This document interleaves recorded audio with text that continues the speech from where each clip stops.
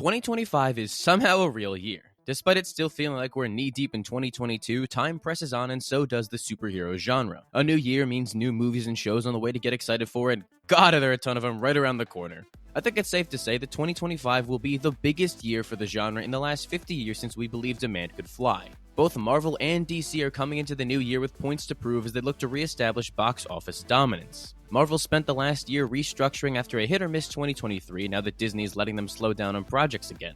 They were able to give each movie and show the dedicated time they deserve to make sure they're as good as possible. With 9 different projects to look forward to, Marvel are coming into the new year strong to show that both quantity and quality can coexist with each other. On the other end of the spectrum is James Gunn's new DCU. After the baffling persistence of the old messy universe, this reboot is make or break for the brand. Their last 5 movies proved to be box office poison as nobody was turning out to see them, regardless of how good they actually are. Blue Beetle, I am so sorry for how everybody treated you. The public did not deserve you, sweetie. Now it's time to be out with the old and in with the new, as we're finally gonna get a DC universe under one creative vision. You know, the thing they should have been doing since the beginning? With one movie and one show on the way, a lot is riding on those projects to be a success. Only time will tell how things are going to work out for both companies, but in the meantime, I can tell you my thoughts, if that means anything. I guess, I don't know, we're all here already. With so much on the way, I figured I would rank each upcoming project from my least to most anticipated. That way, when it's all said and done at the end of the year, you can come back to this and laugh at me for how wrong I was trying to figure out which one would be the best. And also, quick disclaimer up top, I'm genuinely excited for all of these movies and shows. Unlike 2024, where I forced myself to sit through movies like Madam Web and Joker Folia Doo-Doo, I think all of these have incredible potential to be good.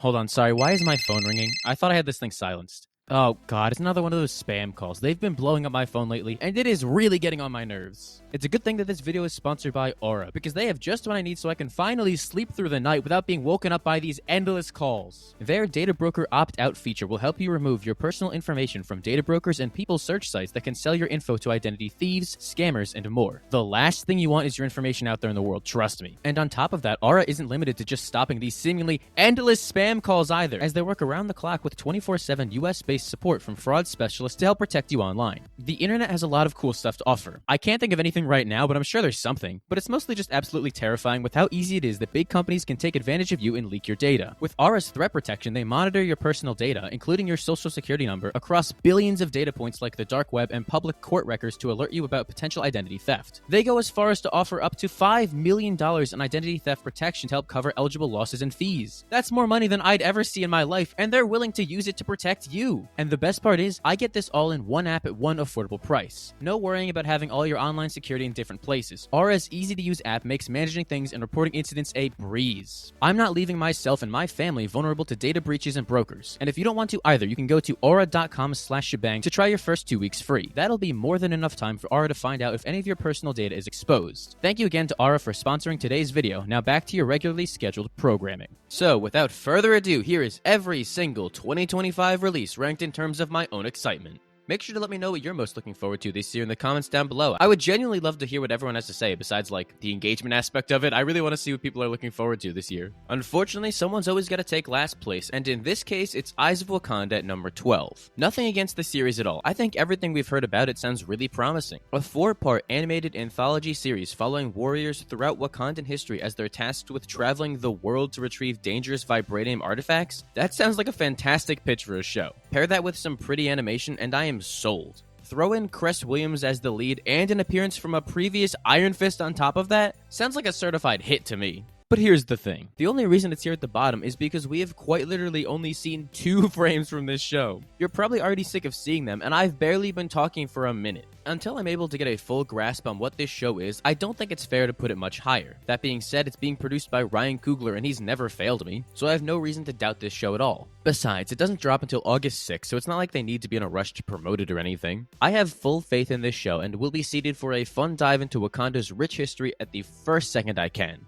Up next at number 11 is Marvel Zombies. Releasing sometime in October, the What If spin-off has gone under the radar for far too long. It probably doesn't help that they announced it 3 years ago, and since then we've seen very little. Besides some low-quality concept art and the brief shots in a sizzle reel, Marvel has been holding back on revealing any secrets about their zombie show. All we know is that it'll be TVMA and set in the same universe that was previously established in What If. Oh, also, that Blade is making his proper MCU debut here as the new Fist of Khonshu? Hello? An insane sentence that will never feel real to me no matter how many times I say it, but that alone has me excited for this show. It's such a wild concept that I can't help but get interested in, along with the fact that it'll have some of my other favorite characters like Kate Bishop and Miss Marvel in the lead. It feels like this show was made for me. The only reason it's not higher on the list is because I don't love how it's only going to be 4 episodes long, and I'm still unsure how to feel about the rules of this universe. While something like Eyes of Wakanda can get away with it due to the fact that it's an anthology, Marvel Zombies is a linear narrative. As long as each episode is like an hour long, I think it can work, but given Disney Plus's track record, I'm keeping my expectations realistic. I also feel like the zombies in What If weren't as interesting as they are in the comics. In the show, they're your run-of-the-mill, mindless zombies who feast on brains, but in the comics, they still keep their cognitive functions. They talk and act like themselves, but still hunger for brains. And while I enjoyed the What If episode for what it was, I feel like it was a mistake not to include such a unique element in the story. Despite all that, I'm gonna go into the show with an open mind and excited to see all these characters in a mature, apocalyptic setting. And again, Blade as Moon Knight. What? Coming in at number 10 is your friendly neighborhood Spider-Man, another show 3 years in the making. For a while, we heard so little about this besides a more low-quality concept art and a title change, but it seems Marvel finally remembered this show drops this month on January 29th and dropped the trailer, which is great because I don't think I could edit this video with just 2 frames of footage. On top of that, there may or may not have been some leaked footage of the intro that I hypothetically watched many times because it goes so hard. I love the way they are allegedly modernizing the classic theme, because it seems like that's what this entire show is going to be. A modern reinterpretation of the classic Spider-Man backstory, animated in that striking 60s art style. I personally love how this show looks. It stands out from any other animated superhero show, and that's always a good thing in my eyes. I feel like a lot of people have given it flack because it mixes together 2D and 3D animation, but I don't know, I think that's smart. It's a cool way to balance the comic visuals with the depth needed to do some really fun and inventive web-swinging action. Plus, the scene of Peter hitting a kid with a brick as hard as possible looked really good, so... Besides the visuals, I really love the overall idea of the show. The story seems to be something along the lines of what if MCU Spider-Man had an accurate origin, and that sounds so fun to me. Adding in characters like Doctor Strange, and especially Daredevil, is only winning me over more. Hudson Thames returns from What If and gets to voice Peter in this, and I'm really liking the way he sounds. Instead of trying to do a Tom Holland impression, he's able to do his own take on the character, which is really working for me. If Sony is going to rob us from seeing that street-level Spider-Man movie with Daredevil, at least we can see some kind of take on that here. With this being the first release of the year and only a few weeks away at this point, I'm ridiculously excited for it. This is basically Marvel Studios' first chance at showing what they would have done with Spider-Man if they didn't have to negotiate with Sony, so that alone has me really interested.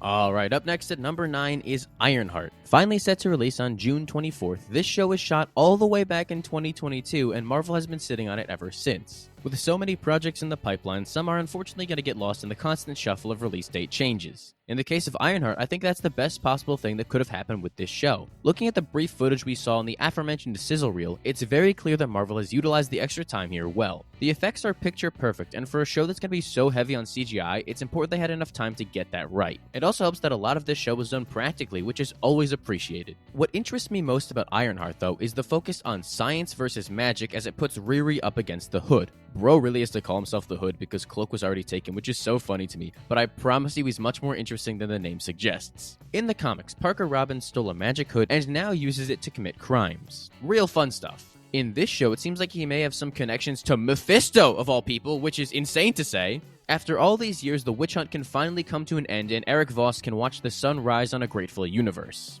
Pairing him up with Riri and having them work together was the last thing I expected for the show, and I love that. Working as Robin Hood figures as they steal from the rich in order to give back and fund Riri's armor is a moral gray area that immediately sets her apart from other heroes, especially that of Iron Man. It's something I'm really looking forward to exploring in this series, and is a show I think is going to surprise a lot of people. Personally, I enjoyed Ironheart in Wakanda Forever, but getting this kind of depth is going to do wonders for Riri's character and properly establish her as a huge player in the MCU going forward. Coming up after that at number 8 is Wonder Man, a show I am beyond excited for. Up top, I'm not going to pretend like I'm some huge Wonder Man fan. When the show was announced, I had to dust off the old Marvel Encyclopedia and do some research on who he was. I know, you're probably disappointed in me, but those were different times, okay? I'm a changed man, and my unhealthy Marvel obsession has only grown stronger. From my initial Wonder Man deep dive, though, I immediately saw the vision and potential in his character. A superhero who's also an actor? That feels like a license to print money, especially given the fact that this series is going to be an 8-episode Hollywood satire.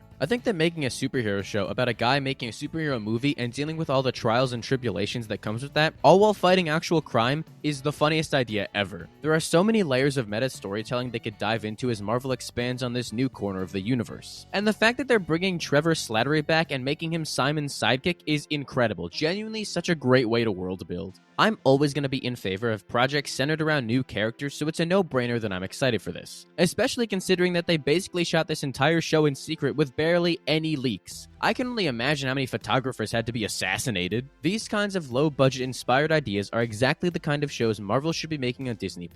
It's a lot easier to manage with a television budget and means that we might not have to wait over 4 years for a second season like some other shows. It feels like a very fresh take on the character and one that fits nicely into the MCU. I really hope that he has a bright future in the universe, because not only is Yahya Abdul-Mateen II an immensely talented actor, but Wonder Man is a great character who deserves this kind of mainstream spotlight. If we could somehow transition this into a West Coast Avengers movie, I would be the happiest man alive. For now though, I'm more than happy to settle for a show that sounds like it's going to be a blast. Sliding it at number 7 is Season 3 of...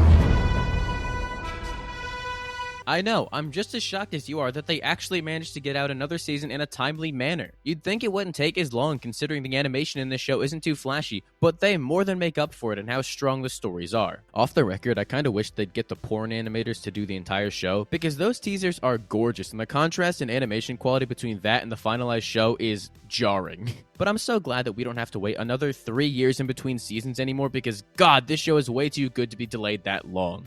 I never really got to talk much about this show on the channel because I was on a trip when the second season ended, so that's my bad, but I really enjoy it. As someone whose life revolves around Marvel and DC, it was very refreshing to follow a story that I know little to nothing about. I'm not going into the show knowing every little detail about a character's life and with expectations on how the story should play out. It makes things really exciting for me to follow along on Mark's journey because I never know where things are gonna go, and man, do they often go some insane places. Like, I never would have expected him to have a purple younger brother in the first place, let alone the fact that he's going to become Kid Omni-Man next season, but I love that. All I know about this next upcoming saga is that it's going to get even crazier for Mark, he'll have a sick new black and blue suit, and that some guy named Conquest is coming to ruin his life. I've somehow managed to avoid spoilers all these years, and it's going to pay off in the most satisfying way. All of this is made even better by the fact that they're not doing that god-awful release model anymore, and will actually drop the show weekly. You know, like how TV's supposed to work? Seriously, whoever decided to drop half the show at one point, and then the rest a few months later, should be tarred and feathered. I am so glad that we don't have to wait much longer for this as it drops in February, because I cannot wait to see where this show goes next. At number 6 is finally an entry in the new DCU, that being Peacemaker Season 2. Before the Penguin recently took its crown, Peacemaker was my favorite DC show. James Gunn took a character who I hated in the Suicide Squad, and I mean that in the most complimentary way, and over the course of a series broke him down and redeemed him into the best written character in the entire DCEU, which admittedly is a very low bar. But nonetheless, he still did it. What's most interesting about this follow-up season set to release this August is that it's taking place in a new continuity. Unless you've been living under a rock, which is fair considering how expensive housing is nowadays, you're probably aware that Gunn is resetting the DCU. Creature Commandos has been a little appetizer for what we can expect in this universe, while Superman is set to kick things off in a big way. Only a month after that film, though, comes the return of Peacemaker as we see how he fits into this new universe. Gunn recently went on the record to say how everything in the first season besides the Justice League's appearance is canon, but I'm curious to see if he's got a few more twists up his sleeve.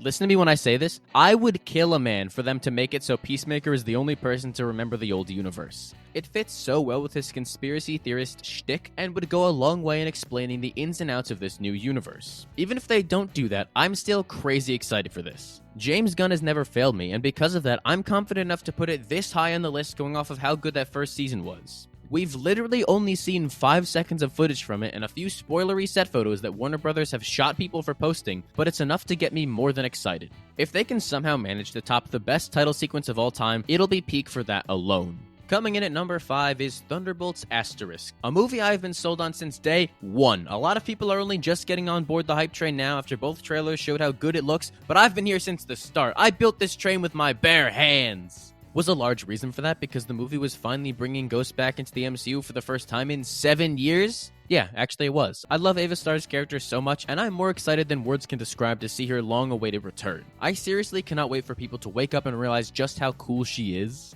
It's been very satisfying seeing this movie win more and more people over because I love the direction they're taking the Thunderbolts. I know it's not the traditional version of the team that everybody thinks of, but the thing about the Thunderbolts is that they are constantly changing lineups and mission statements with each new comic run. No one version of the team is the same as the other, so to me this feels very in line with that. Plus, I think the idea of taking the MCU's outcasts who don't have anything to do right now and bringing them together is genius. These are some of their most traumatized and broken characters drifting without purpose. A team that people didn't think was good enough for the movie, despite them being perfect, watch the video, directly playing into the themes of the film. It seems to be one of the MCU's most vulnerable and raw movies as they dive into the team's psyche, and I cannot get enough of that idea. And if that wasn't enough, the Sentry's gonna be the villain of the film? Such an incredibly insane idea which delights me so much. The Thunderbolts are gonna be severely outmatched, which just makes me even more excited to see what happens. It's a movie with a fantastic cast, an undeniable creative team, and looks incredibly promising. If Thunderbolts has 1 million fans, I'm one of them. If Thunderbolts has 10 fans, I'm one of them. If Thunderbolts has only 1 fan, then that is me. And if Thunderbolts has no fans, it means that I am long dead. I will support this movie to the end, and I have full confidence in it delivering a really fresh and satisfying story. Up next at number 4 is a project near and dear to my heart, that being Captain America: Brave New World.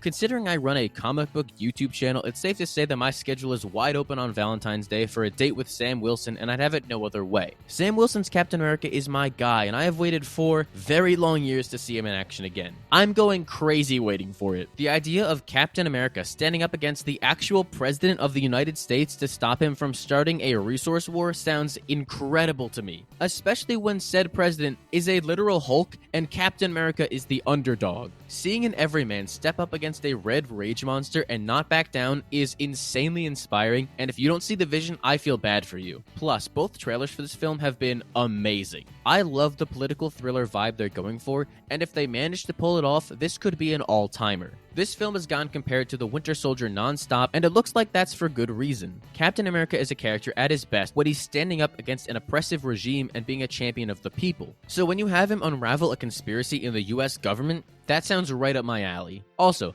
the fact that they're bringing the leader back in this and he's pulling the strings is so cool to me. I'm really glad they're keeping his role in the film mostly a mystery right now because I want to be surprised in that theater. And finally, the action in this movie looks to be incredible and stands apart from anything we've seen in the MCU thus far. Focusing on Sam's aerial combat as we get to see him in high-speed dogfight action shows off his unique fighting style, which is absolutely the move here. I love this character so much, and there is an infinite amount of potential for this movie to highlight what makes him so special. I have very high hopes for this film, probably more than most, and I really think it's gonna meet them. And if it doesn't, I'll just kill my Alright, here we go. This is when things get serious as we enter the top 3 with Daredevil: Born Again. I genuinely have never been more excited for a show in my entire life. I have waited almost 7 years for this day as Daredevil finally comes home. The Netflix show is my favorite series of all time, so to say I was devastated when they canceled it is an understatement. Season 3 is the best season of television I've ever seen and ended on a massive cliffhanger, so to see them cancel it after that had me ready to end it all. After years of Marvel Studios ignoring their television division, I am so glad that they changed their mind and embraced Charlie's Daredevil because the future could not be brighter for him.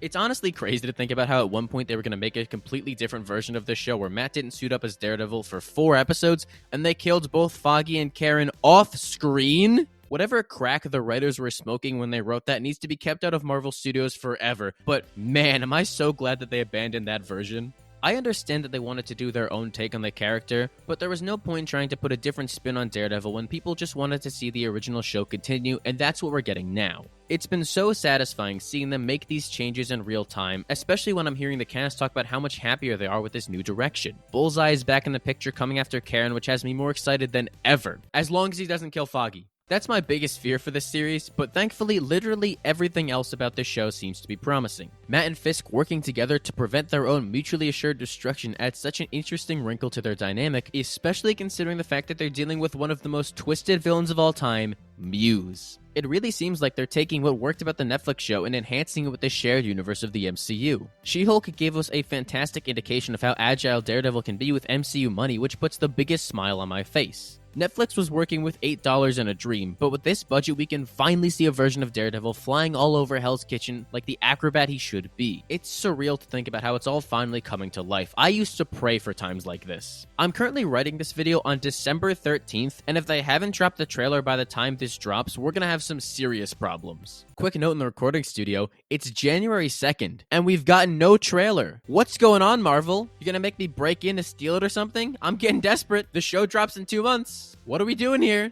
I need to see this series more than I need oxygen at this point. March 4th seriously can't come soon enough. I am dying to see Daredevil back on my screen and in his own show again. Coming in at the coveted number 2 spot is a movie years in the making, that being...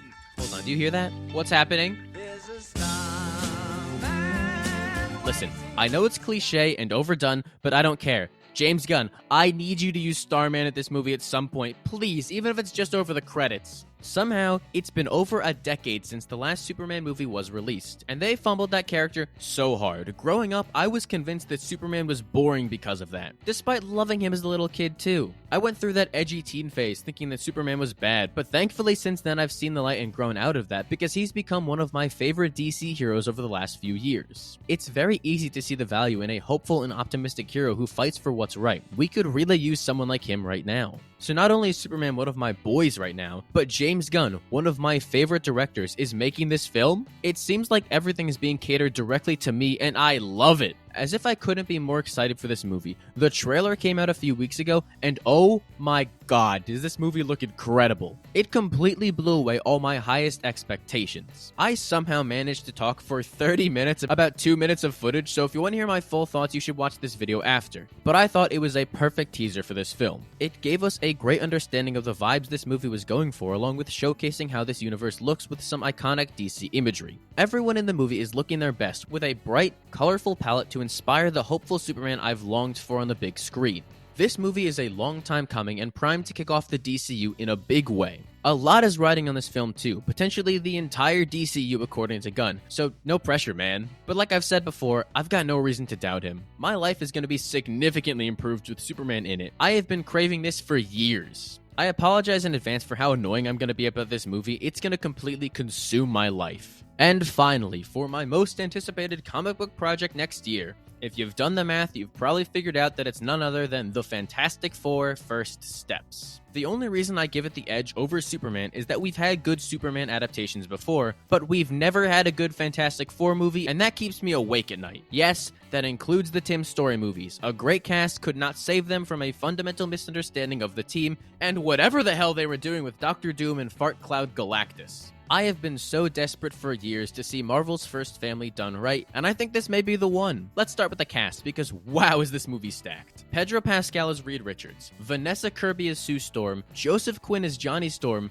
and Eben Moss-Backrack as Ben Grimm. 4 incredibly talented actors who have already proven that they have what it takes to play these characters. Pedro can switch effortlessly between Reed's obsessive and caring sides. Vanessa has so much range to bring Sue to life and give her great amounts of depth. Joseph has a ton of charisma and the comedic timing needed for Johnny, and Eben has that tough, gravelly voice you want for the Thing. It's clear that they're made to play this family and they have great chemistry together, but more importantly, they have a great creative team guiding them. Director Matt Shakman is clearly a lifelong fan of the Fantastic Four with an inspired vision as he explores them in this retro-futuristic aesthetic. If my sources are to be believed, a trailer was leaked before they even started filming with test footage to give an audience an idea of the vibe the film is going for, and that alone was all I've ever wanted and more. For the first time in my life, I have faith in a Fantastic Four movie adapting the team properly in ways I never knew I needed. This movie is my reason to keep living right now. It's going to become my entire personality upon release, and I could not be more excited for it. I would do unspeakable things to skip ahead to July 25th and watch it now because this wait has been endless.